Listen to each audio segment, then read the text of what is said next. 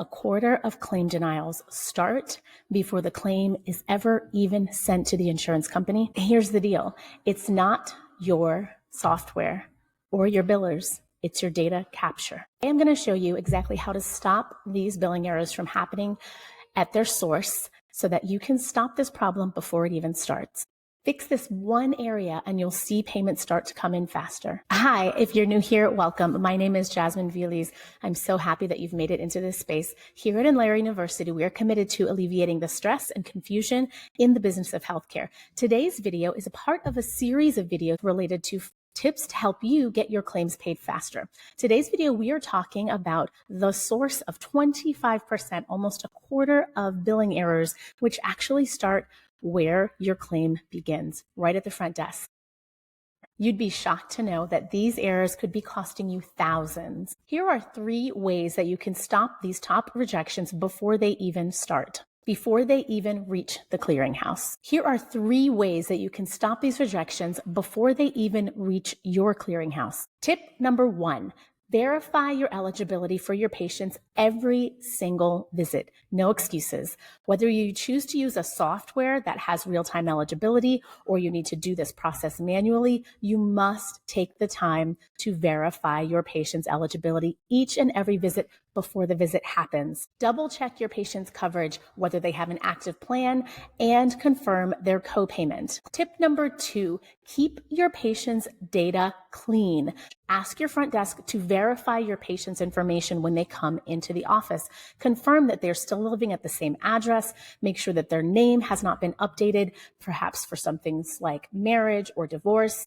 Standardize the way that you are capturing, meaning obtaining that patient's information, whether that can be done through electronic registration or if you have someone that is doing a secondary step to verify that the information has been put in correctly, so that you ensure that the patient's name is input accurately according to the insurance record, as well as the date of birth and the patient's address and policy number. If it's possible, use your software to help you with this quick verification process. Many software you can have ways to set up the rigidity and the requirements of the information being input into the specific areas, such as the format for the zip code or the information that needs to be input for their address. This next tip might seem silly to you, but you would be surprised to know how many practices completely skip this step. Be sure to check your patient's information before they leave the practice. If you are using electronic registration or paper registration, oftentimes patients make errors because they're in a rush to get it completed, or perhaps you might have trouble reading your patient's handwriting. So it's very important that you have someone that just very simply verifies that patient's information before they walk out the door, so that they can correct issues before the patient leaves the practice. Tip number 3, build a checklist. You would be surprised, even the most experienced front desk team members skip steps from time to time just because it's very busy at the front desk. And so it's important that you have a checklist for them to follow and ensure that another individual, supervisor, or manager can double check that each step was taken for every single patient, especially new patients that come into your practice. It might sound like a big task for something that you hope is going well, but just a 3-minute checklist can go a long way.